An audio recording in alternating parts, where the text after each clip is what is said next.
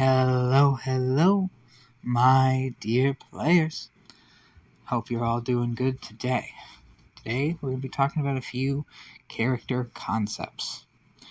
And the first one we'll be talking about is a warlock idea that I think would be really fun, something I've wanted to play as for a while, but I haven't. But if you wish to take my idea and alter it or whatever, feel free. So this first one is something I call the Grader.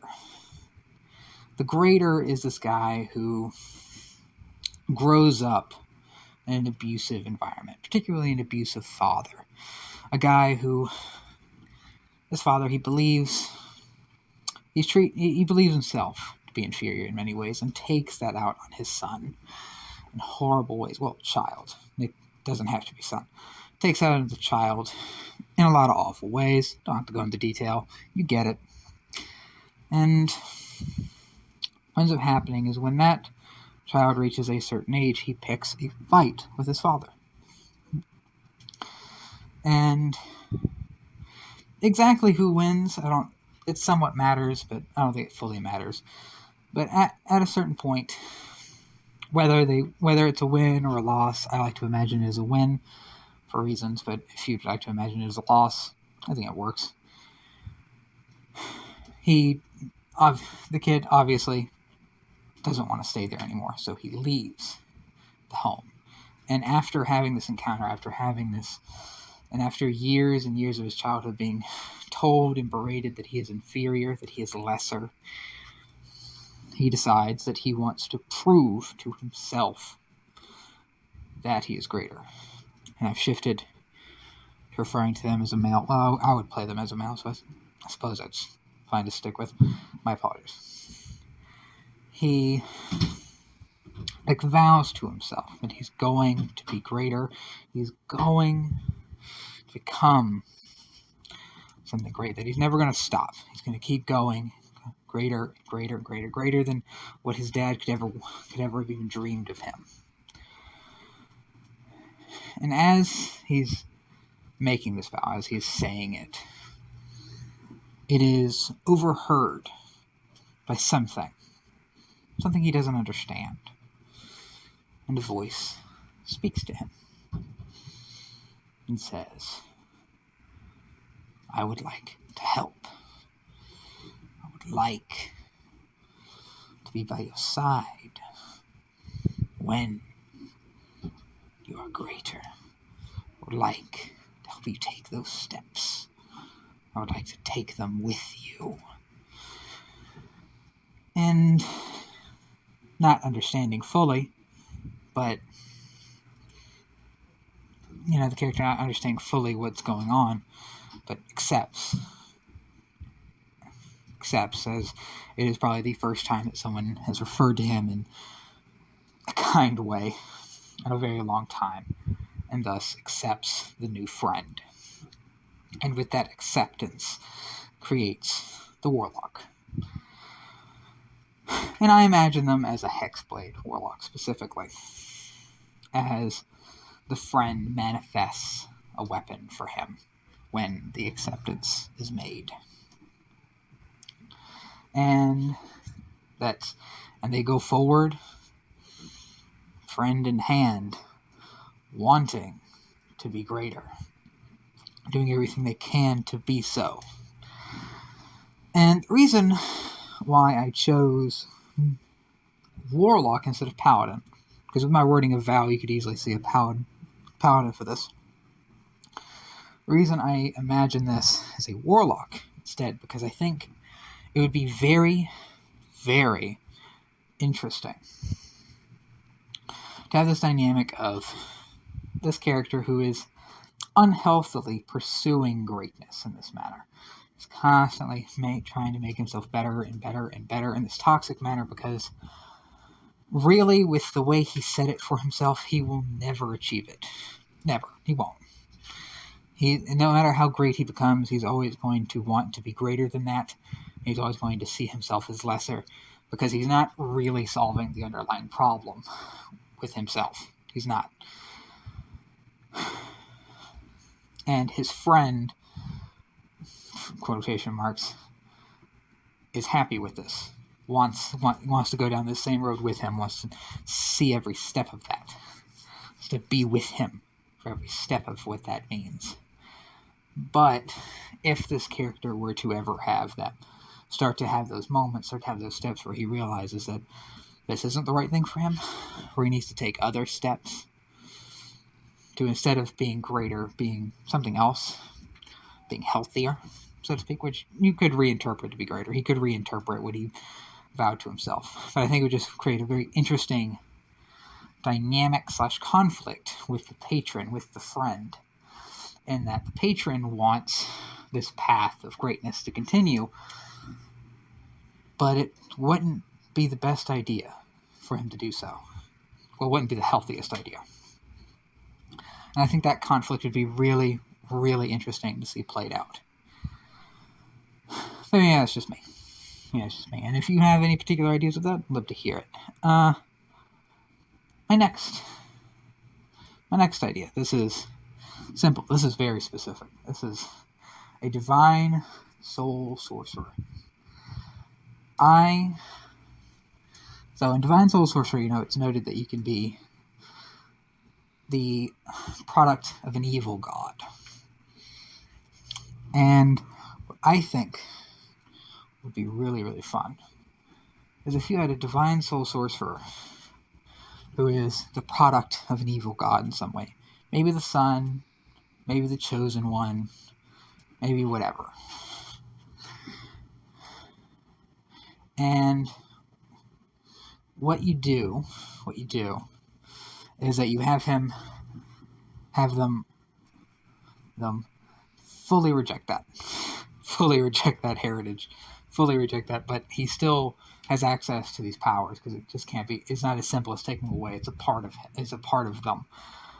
So we just have this constant dynamic of this evil god constantly trying to get this character to do evil deeds and to pursue their heritage, to fulfill the promise that was made thousands of years ago.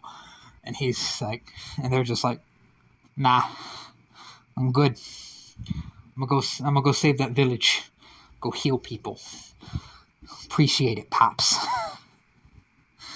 And I just think that would be really, really fun as a dynamic.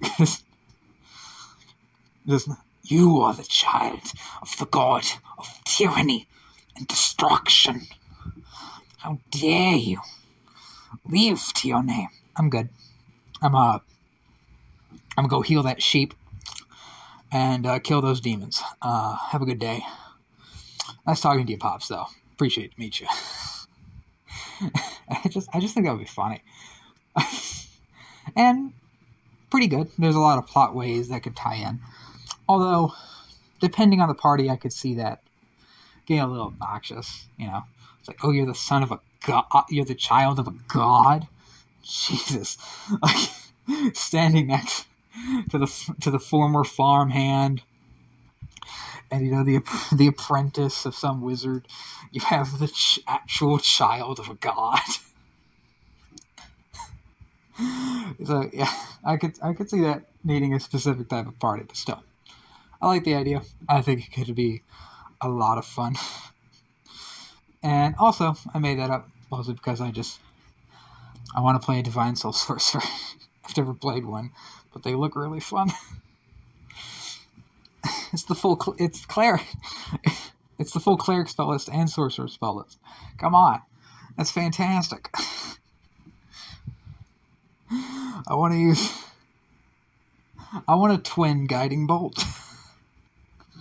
I want a twin inflict wounds. Oh, wait. Inflict wounds has a range of touch. I would have to look it up. I think it has a range of touch.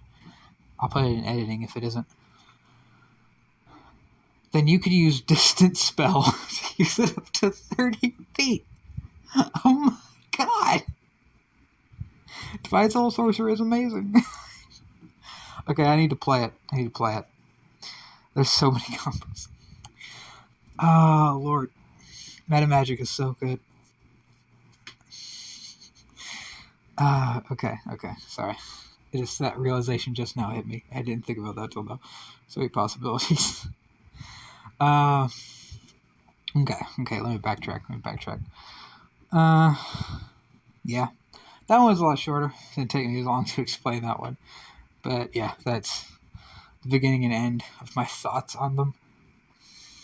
What's another one? I did not plan. You can tell I don't plan videos. I don't. I should. I probably should. I should make bullet points at least. I don't. Next character. I'll pause this first. You know what? I've done this before. I'll pause the recording for a minute while I think of something else to talk about. Give me a second. Okay.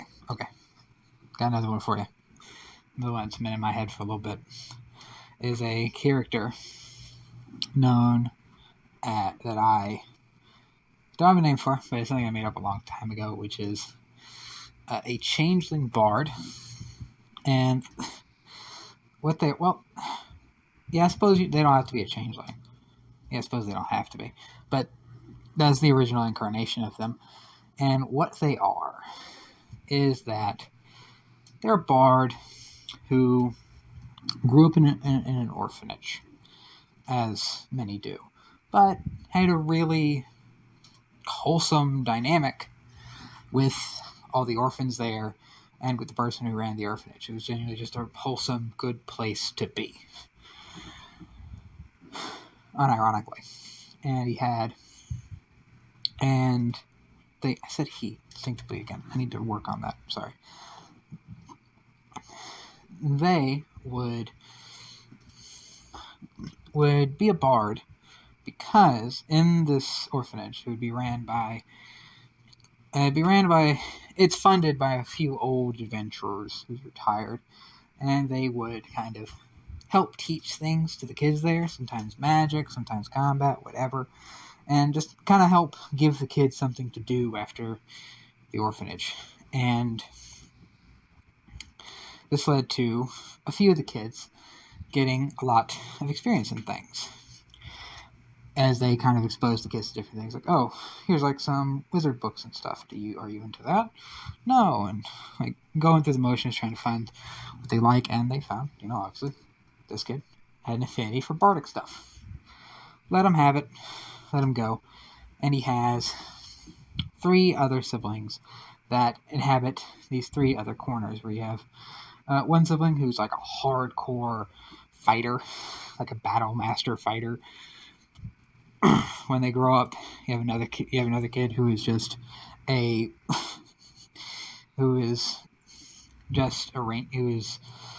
sneakiest, most annoying rogue you can ever meet. You have another kid who ended up becoming like an artificer or maybe a wizard. And then you have him. And you have them, the character, who, goes into the bardic ways, and they operate like these 4 very different niches, how they approach things, but they all get along very well. And what ends up happening is that the orphanage ends up getting shut down after they hit around 18. And what they do is that in order to help out the orphanage, in order to try to bring the orphanage back, is that each of them decide to start their own separate adventuring career. Well, not adventuring. The character that you play as would be an adventurer. The other 3 would decide other methods of making money based off their skills. Fighter going to become a bodyguard to some rich dude. The artificer going to invent things for people, or being a tutor, and so on. And you becoming an adventuring bard.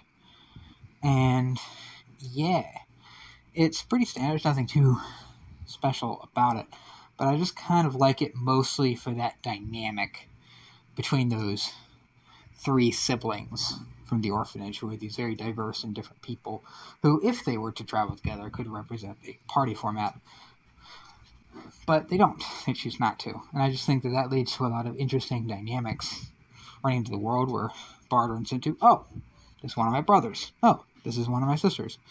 Whatever. As they're going out through the world. I think that'd be really fun. Really fun. I like when characters have other characters in their life that can show up. And yeah, and that's mainly why that would be written that way. Plus backup characters if your character dies before one of those characters show up. And yeah. Okay, my last idea that I think I'll share is one that I want to play, because I think it'd be funny, is this idea of a mastermind rogue who attempted to overthrow the crime syndicate where they grew up and failed miserably and are now on the run. And the entire idea is that while they have a lot of the skills necessary to run crime stuff, they do, they also are like a bit naive, not really that good at it, a bit more ambitious than they should be when considering that naivete, and also kind of has this somewhat ill-founded idea of what being a criminal actually means. It's got this idea where they think of being, like when they think of being a criminal, they think of not quite Robin Hood, but like a step or two below that, where that, oh yeah, we're just gonna like fight with the cops and steal from people sometimes, and then yeah, it's all gonna be fun. Like that's how they think of crime. They don't think of it as, yeah, sometimes people gotta die. Sometimes somebody's kneecaps gotta get broke if they ain't paying money. No, they think of it as a game or like this fun thing that you dedicate your life to. It's not. And I think that would be really fun to play as.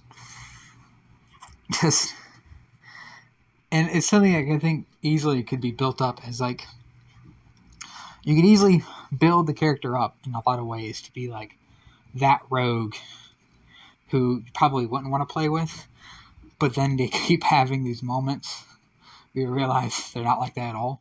They're much more of a puppy dog, much more of a like golden retriever person, where it's like, oh, you don't want to steal okay, why did you steal the belt buckle? The belt buckle's worth nothing. Why'd you steal it? Because I'm a criminal. That means nothing. Just random shit. I don't think an example properly connects what I was trying to convey. I'm sorry. I was just getting lost and thinking of some of this dumb stuff you could do. They could do.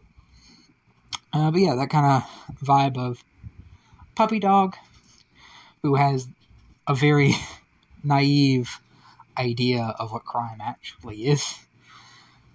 And I think that could be a lot of fun in just like a role-play sense, but also very fun in a narrative sense of like situations you could put that the DM could put that character through to make them realize crime isn't fun. Criminals aren't fun having people generally. Well, not in that sense. Not in the sense he thinks of it anyway. Not in the sense he thinks. But yeah, I think I'll leave it there. I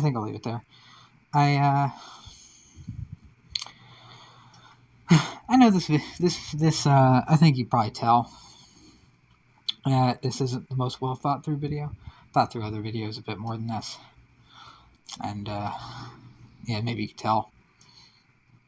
I'm just gone through some stuff, and hope you'll forgive me. Hope you forgive me. And I hope you enjoyed regardless. And I'll see y'all next time. Have a good one.